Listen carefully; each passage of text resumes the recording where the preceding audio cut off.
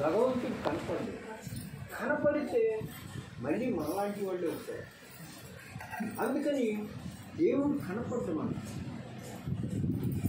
ప్రకృతి అంటే మనకి కనపడకుండా మనతోనే ఉంటా ఉంటుంది. ప్రకృతి అమ్మవారైనా ఎవరైనా మన దగ్గరే ఉంటారు. ఆ ప్రకృతిలో మనం జీవించటం అందరికీ అన్ని రకాల కోరికలతో మనం ముందుకెళ్తాం. మనం ఎలా వీటన్నిటినీ పద్ధతి ప్రకారం వెళ్ళి సాధించుకోవటం ఎలా? మీకు తెలియకుండా మీరు సాధిస్తున్నాం అనుకుంటున్నారు. మేము పొందుతున్నాం, మేము ఇది సంపాదించాం, మా పిల్లలు మంచి ఉద్యోగం చేస్తున్నారు, ఇదంతా మేమే సాధించామనుకుంటున్నారు.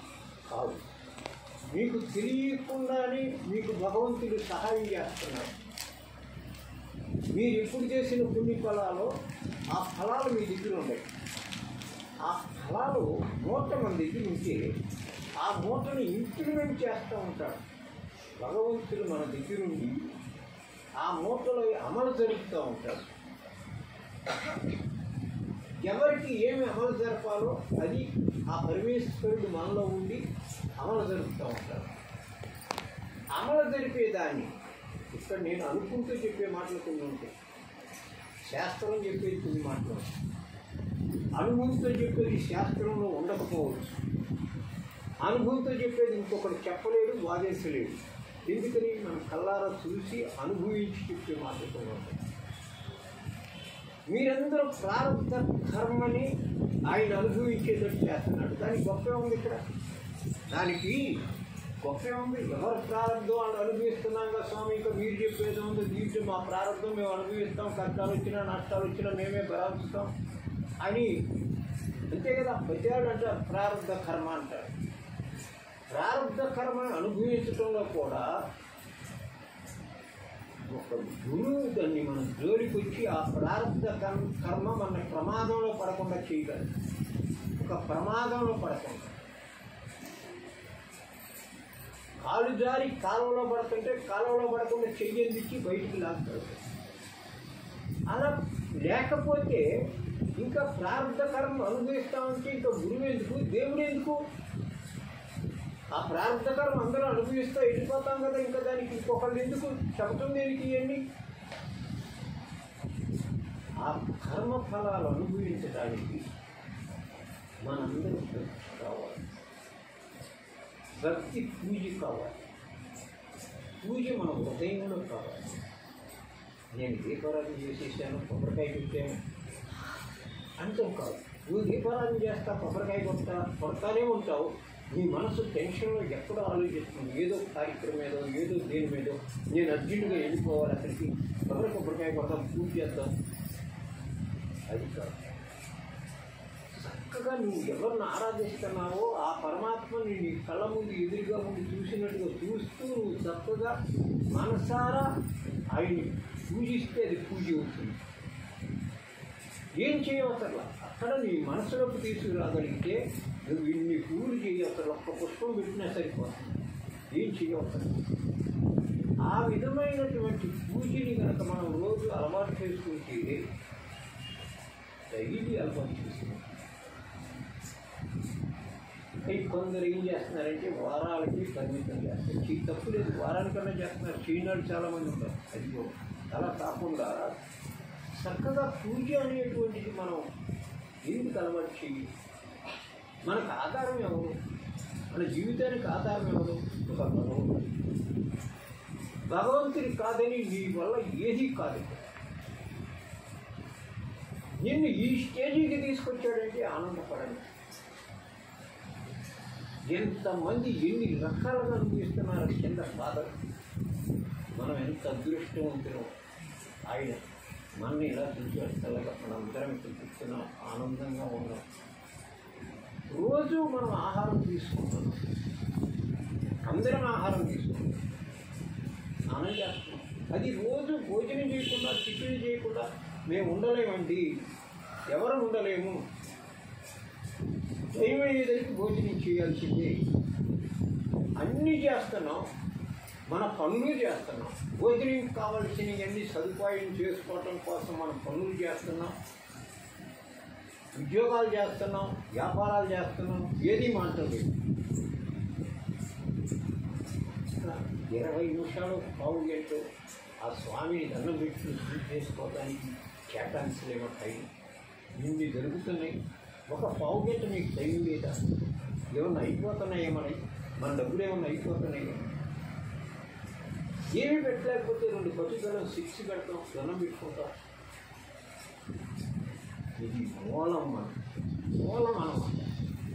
ఈ మూలమైన వృత్తిని మనం తీసుకుని నిద్రలేగానే భగవంతుడితోనే కలుస్తూనే మనం మనసు మీద నిలిచినగా ఆయన దయే కదమ్మా. పరమాత్మ యొక్క భగవంతుడి యొక్క దయే కదా.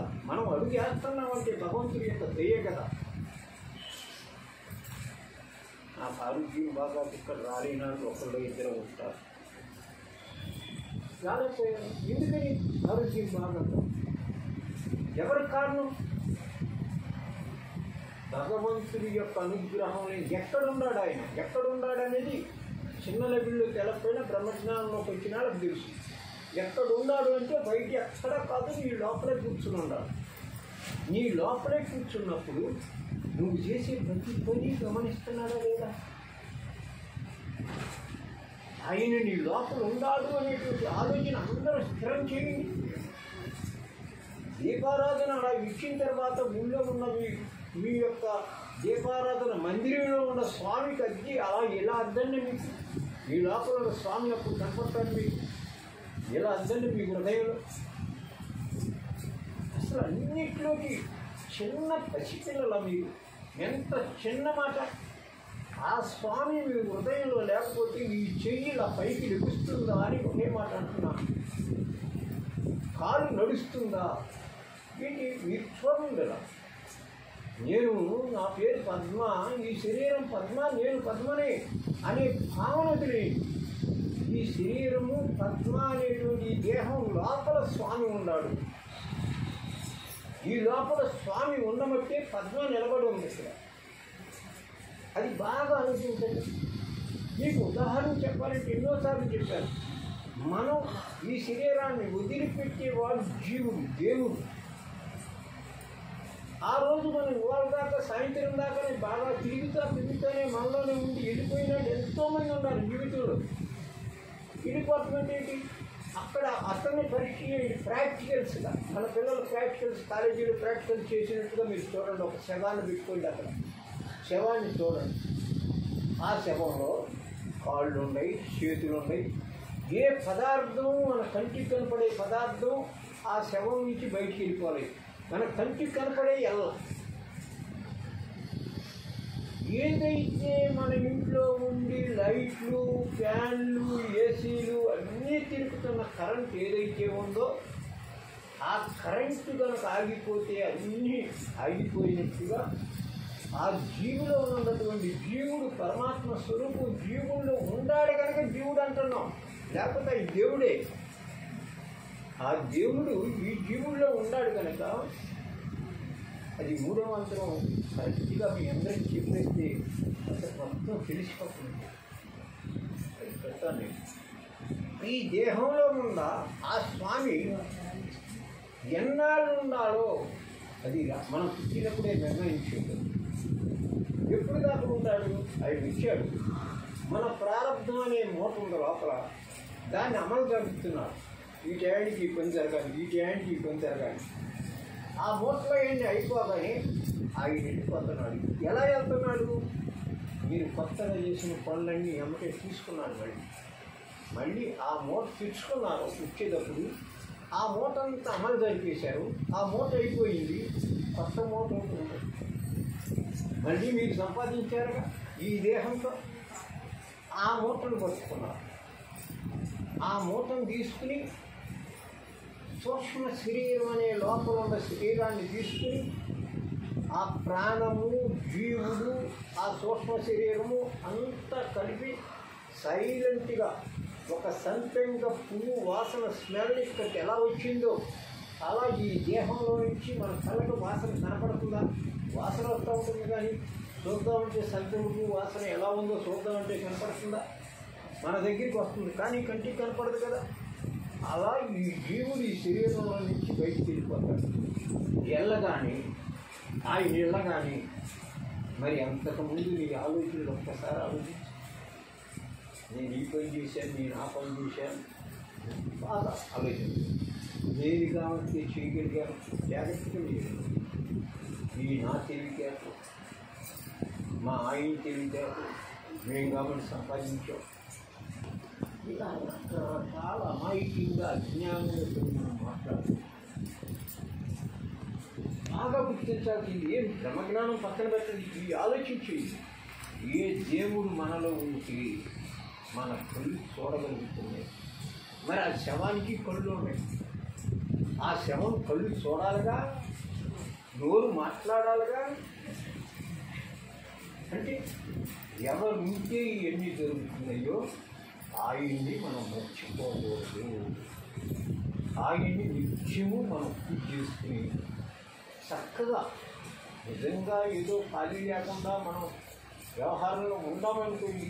ఆ రోజు అసలు ఏమి చూస్తాం. ఒక్కొక్కసారి భోజనం కూడా చేయం, పొద్దున్నే చేయాల్సిన భోజనం రాత్రికి చేయాలి. అలా అంత అడవుల్లో మర్చిపోతే తప్పు లేదు, ఏ ప్రయాణంలో మర్చిపోతే తప్పు లేదు. ప్రశాంతంగా మనం ఉన్నప్పుడు ఆ స్వామిని ఒక అరగంట కూర్చి ఆ జ్ఞాపకం ఇంకా పెరిగి మన శక్తి పెరిగి మీ మంచి ఆలోచన పెరిగి మీరు చేసినటువంటి ఏదైనా తిరిగి చేసిన పాపాలు ఉంటే పై పక్కకు పోగొట్టి మిమ్మల్ని అద్భుతమైన శక్తిగా ఇంతకంటే ఇంకా పెంచుతుంది. ఇంతకంటే మీ కుటుంబాన్ని, మీ పిల్లల్ని, మీరు చేసిన పుణ్యం మీ పిల్లలకి, ఆ పిల్లల్ని ఇంకా మంచి బయటికి తీసుకురావడానికి మొదట ఆధారం ఏంటంటే భజని మండలిలో. ఇదే భజని మండలిలో. ఎందుకని ఇది ఏదో రకంగా బలంతామైన కలుపుతోంది. ఇది ఒంటిరిగా ఇంట్లో కూర్చుని నువ్వు చేయలేవు, పిచ్చి ఆలోచనలో ఉంటావు. ఒంటిరిగా ఉండాలంటే నీకు అనేక ఆలోచనలు వస్తాయి. ఇంతమందిలోకి వచ్చి మనం ఇక్కడ కూర్చొని మాట్లాడుకుంటున్నాం. ఈ కాసేపు ప్రశాంతంగా ఉంటాం. ఈ ప్రశాంతత ఇంట్లో ఉండగా అది ఎటు వెళ్తుందో తెలవదు, ఏ ఆలోచనకి వెళ్తుందో తెలవదు, ఏ పక్క తీసుకెళ్ళిపోతుందో తెలవదు. మనం అలాంటి ఆలోచనలు వస్తూ ఉంటాయి. ఇక్కడ వచ్చేది ఒకే ఆలోచన. ఇక్కడ ఏం చెప్పుకున్నా, ఏ రకంగా చెప్పుకున్నా భగవంతుడి మీదకే వెళ్తుంది. అలాంటి భగవంతుడి ఆలోచనలు వచ్చినా భజన అంటే కలిసేది 10 మంది, ఏ భజన అంటే విడిపోయేది.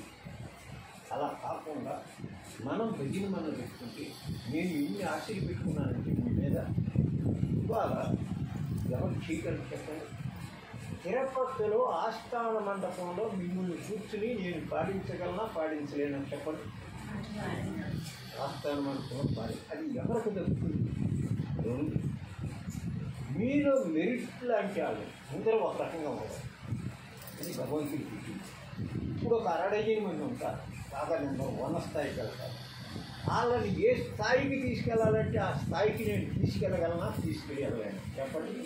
చేతులారా పాడు చేసుకుంటున్నారు. మీలో తక్కువ పాడేవాళ్ళు ఉండాలి.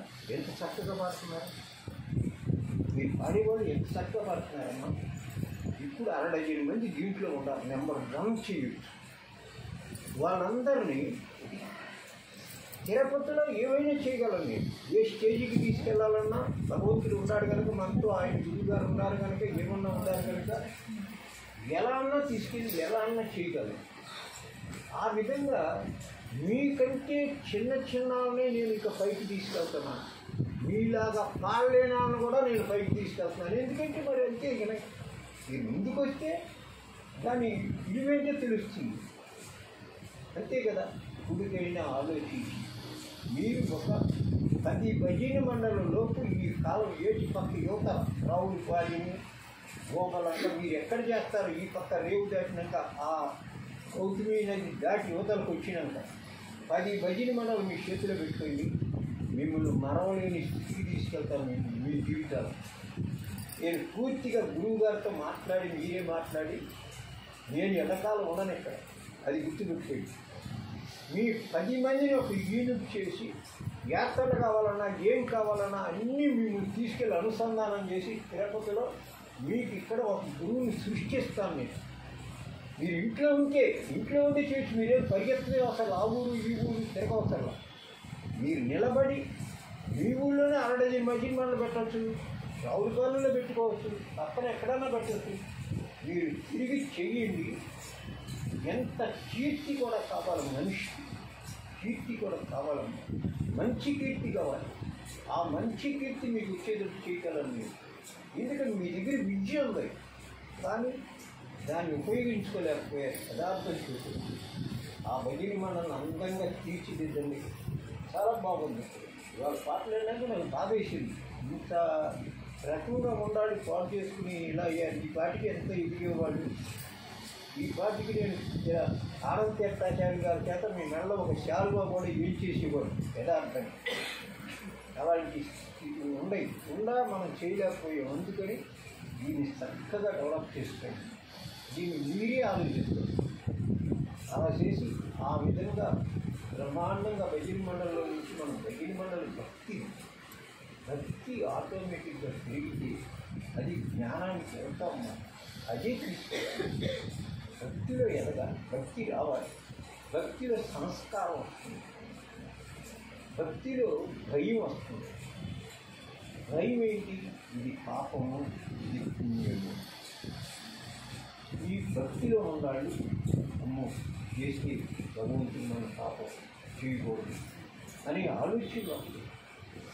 అసలు ఏ భక్తి ఏమీ లేనాడు, అది వేరు. ఎలా ప్రవర్తిస్తారని మనకు అనవసరం.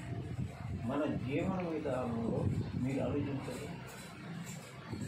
దగ్గర అందరికీ 30 అలా వెళ్ళిపోతున్న వయసు, అది 30 దాటేస్తుంది. దాటేసిన వయసులో చివర 50 దాటినాక ఒక్కసారి ఆలోచిస్తాం. మన స్వాధీనంలో ఉండదు మన దేశం. 50 దాటిస్తే మన స్వాధీనంలో ఉండదు. ఎవరికి ఉంటుంది? ఎవరికి ఉంటుందంటే బ్రహ్మజ్ఞానులు. వాళ్ళు బ్రహ్మజ్ఞానులు ఆ స్థితికి వచ్చేది మీరంతా అది సంపాదించాలి. ఆ బ్రహ్మజ్ఞానం సంపాదించితే దాని కంట్రోల్లో మీరు ఉండదు, మీ కంట్రోల్లో అది వచ్చేస్తుంది. ఏదైనా వస్తుంది ఆ ఎందుకంటే ఏ టయానికి ఏది పట్టుకోవాలో అది పట్టుకుంటే జీవితం అంతా ఆనందమే ఉంటుంది. జీవితం అంతా ఆనందంగా మరి రోగాలు కూడా మనం ఏం చేయలేదు. రోగాలు వస్తాయి, వచ్చినా మనం ఏం చేయలేదు. అలాంటిది బ్రహ్మజ్ఞానం. ఆ బ్రహ్మజ్ఞానంలో వచ్చే లోపు భక్తిలో పండాలి. భక్తిలో పండితే, భక్తిలో పండటం ఏంటి? భక్తిలో కొన్ని సంపాదించాలి. ఏం సంపాదించాలి? భక్తిలో సంపాదించాల్సి ఏంటి? ఎవరు చెప్తారు? భక్తిలో సంపాదించాలి. ఏడు సంపాదించాలి? భక్తిలో ధర్మంగా ఉంటాం, ఇది మంచి, ఇది చెడు, అహంకారం లేకుండా ఉంటాం, ప్రేమను పంచుకోవటం, అందరినీ ప్రేమతో పలకరించడం, ఒక రకమైన స్నేహపూర్వకమైన వాతావరణంలో కావాలి. అది మీకు అసలు రోజు తెల్లారిపట్టి 24 గంటలు గడవడం కష్టం, కానీ మీకు గడుస్తుంది. మీకు ఎందుకు గడుస్తాయి? ఇప్పుడు ఈ సెల్లలు, ఈ టీవీలు, ఈ చూడమట్టి రోజు ఊరికినే గడుస్తుంది. కానీ అలా కడకూడదు. అవి చూడంగా అవి చూసినంత వేస్ట్ అయిపోతాయి. టైమంతా వేస్ట్. ఎంత టైంని మనం పోగేసుకోవాల్సింది పోగేసుకోకుండా చెత్తను పోగేసుకుంటున్నాం. అది దాన్ని పోగేసుకుంటే మన దగ్గర స్టాక్ నిల్వ ఉంటుంది. కానీ ఇప్పుడు మనం అనుభవించేదంతా చేసుకొచ్చిన స్టాక్ అది. ఆ స్టాక్ అనుభవించాల్సి వస్తుంది. రేపొద్దున ఈ సెలవులు ఈ కొట్టుకుంటుంటే ఆ స్టాక్ మూట అయిపోతుంది. ఆ మూట పెరగటానికి లేదు. మనం ఆ మూటను పెంచకూడదు. మన భక్తి, మన మంచి కార్యక్రమాలు, ప్రేమ, దీన్ని మనం పెంచుకోవాలి. ఈ మూటను ఎంత పెంచుకుంటే ఈ మూట పెరిగిన కొద్దికి నీ ముఖం కలకల్లాడిపోతాం. మనకి తెలకుండానే మన ముఖం ఆనందంలోకి వస్తుంది. ఎందుకు నీకు ఆనందంలోకి రావాలి? ఇక్కడే రావాలి. ఎక్కడో చచ్చిపోయిన తర్వాత సుఖం రావటం కాదు. బతికున్నాం కానీ కలకల్లాడుతూ ఉండాలి. ఎందుకు మనం ఎక్కువ ఏమైనా చేయకూడని పనులు చేస్తే ఒక భయం మనం పీడిస్తూ ఉంటుంది. ఆ భయంతో మనం కలకలలాడి మనం హుషారుగా ఉండలేము. మనం అన్ని ధర్మం కంటే 10 మందికి నువ్వు చిన్నదానికంటే ఇతరులకు పెట్టి నువ్వు తృప్తి పడతావు, నువ్వు ఆనందపడతావు. దేని ఒక పేదవాడికి అన్నం పెట్టి ఆడి ఆకలితో ఉన్నాడు, ఆడికి అన్నం పెట్టు, ఆడి ఆకలి తీర్చేదలికి నువ్వు అన్నం తినకపోయినా ఆనందంగా ఉంటావు. లేదు, ఆ ఆనందం ఏంటో అప్పుడు తెలుస్తుంది. ఆ విధంగా మీరు చేసే మంచి కార్యక్రమాలు కానీ, ఈ భక్తి కానీ, భజనలు కానీ మీరందరూ చేసేటట్టయితే అప్పుడు ఒక శక్తి మీకు వస్తుంది. అది భగవంతుడు ఇచ్చే శక్తి. దేని వల్ల వచ్చింది? మీరు నడిచిన నడవడి వల్ల వచ్చింది. ఏ పని చేస్తే దానికి తగ్గ ఫలితాలే వస్తాయి. ఏ పని చేసినా మీరు శ్రద్ధ చేస్తే దానికి తగ్గ ఫలితాలు వస్తాయి. ఒక గురువు చెప్పిన పద్ధతిలో ఆచరణలో పెట్టి ఆచరిస్తూ మొదలు పెడితే గుర్తు చేసుకోవాలి. ఎప్పుడు గురువుని గుర్తు చేసుకోవాలి. ఏ పని చేయాలన్నా గురువుని గుర్తు చేసుకోవాలి. ఎందుకని పక్కనే మాయి లాగే అవతలపడాలి. ఒక్కొక్కరు నిమిషంలో లాగే అంటుంది. ఇక్కడ ఉన్నంగా బాగానే ఉంటుంది. ఇంటికి వెళ్ళిన తర్వాత మాయ పడగొడుతుంది. పడగొట్టి ఆ సెల లాక్కొస్తుంది. ఎన్ని చేస్తుందో, ఎన్ని చిత్రాలు ఉంటాయో అవన్నిటిని జయించాలంటే మీ దగ్గర ఒక శక్తి ఉండాలి. మీ మనసుని మీరు నిలుపుకునే శక్తి మీ దగ్గర ఉండాలి. నిలుచుని మంచి ఆలోచన చేయాలి. అయ్యో నా జీవితం ఏమవుతుంది, నేనేమవుతాను, ఈ కాసేపు సుఖపడతాను, రేపొద్దున నా భవిష్యత్తు ఏంటి, నేను ఈ శరీరం వదిలిపెట్టినాకైనా నా భవిష్యత్తు ఏంటి, నేను ఈ కాసేపు ఎక్కువైనా మా ఆట ఏముంది. ఇక్కడ ఎంసెట్టీకి వస్తుంది 100 సంవత్సరాలు, 30 సంవత్సరాలు వచ్చినాయో, 40 సంవత్సరాలు వచ్చినాయో, తర్వాత 50 దాటేసిన తర్వాత మన పరిస్థితి తేలిక ఉంటుంది. మీకు తెలవదు. ఆధ్యాత్మికంగా రాకపోతే అసలు మీరు నలిగిపోతారు. తర్వాత అసలు నలిగిపోతారు. ఒక ఆధ్యాత్మానికి స్టెప్ బై స్టెప్ మన పిల్లలు ఇంజనీరింగ్ డాక్టర్లు ఎలా అయ్యారో మీరు స్టెప్ బై స్టెప్ చదివి ఈ మార్గంలోకి రాకపోతే మనశ్శాంతులు ఉండవు. మనశ్శాంతి ఎవరికీ ఉండవు. కోర్టులు ఉండవచ్చు, మన దగ్గర కోర్టుల మీద పడకేసి పడుకోవచ్చు, కానీ మనశ్శాంతి మాత్రం ఉండదు. మనశ్శాంతి ఎక్కడ వస్తుంది? భక్తి, జ్ఞాన, వైరాగ్యాలు మూడు.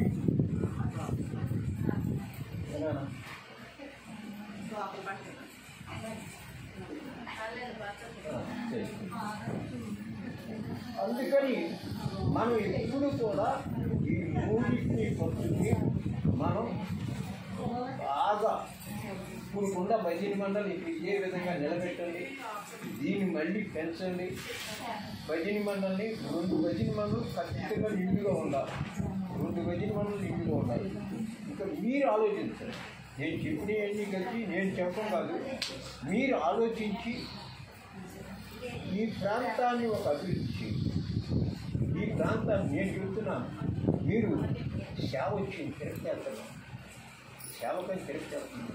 తిరుపతిలో సేవ చేస్తారా మీరు? ఇక్కడ సేవ చేయరా? ఇక్కడ ఎంత సేవ చేయొచ్చు? ఇక్కడ ఎంత సేవ చేయొచ్చమ్మా?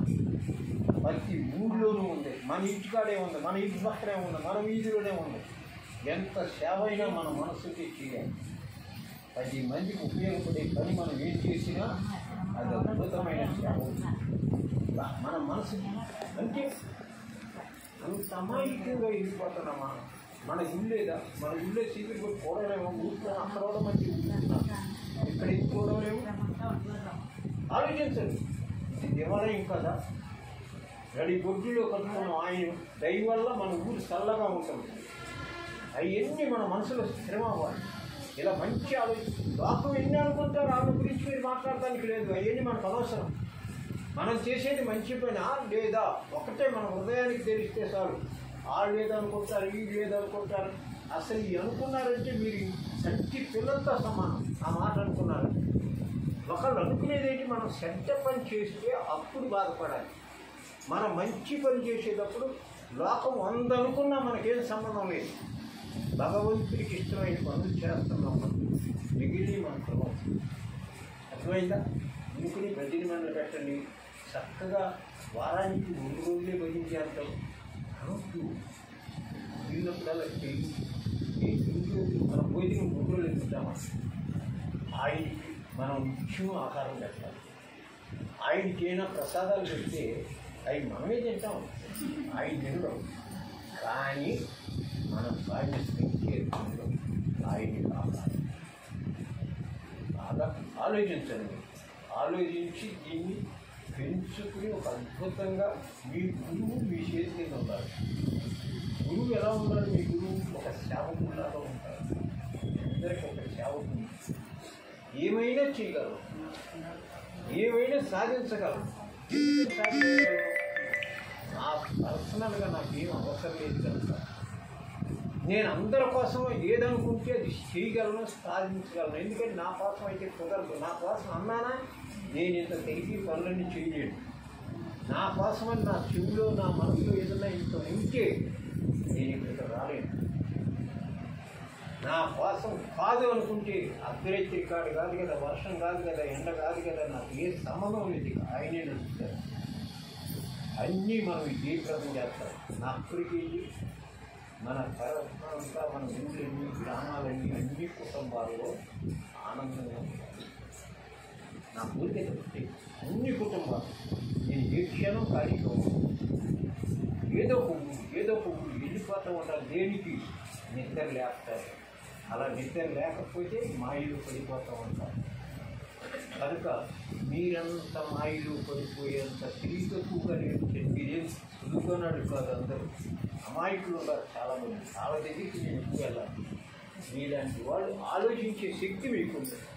కనుక ఆలోచించి చక్కగా భక్తిలో పెరగండి. అందరూ జ్ఞానంలోకి ప్రయాణించండి. ఎంత తొందరగా జ్ఞానంలోకి వస్తే అంత మీ జీవితాలు చక్కబెట్టుకోగలుగుతారు. ఆ శక్తి మీకు వస్తుంది. హరే శ్రీనివాస.